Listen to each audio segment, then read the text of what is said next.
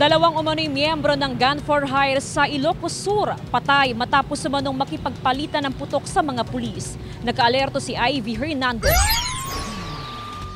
Patay sa engkwentro ang dalawang hindi pa nakikilalang lalaki na miyembro umano ng Benson Alviento Gun for Hire Group sa Cabugao, Ilocos Sur pasado alas 8 kagabi.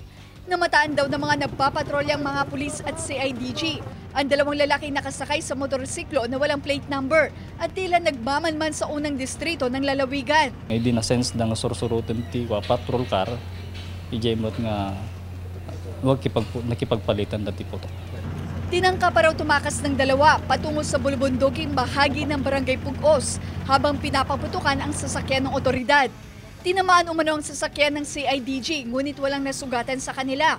Tama sa iba't ibang bahagi ng katawan ang ikinasawi ng dalawang lalaki.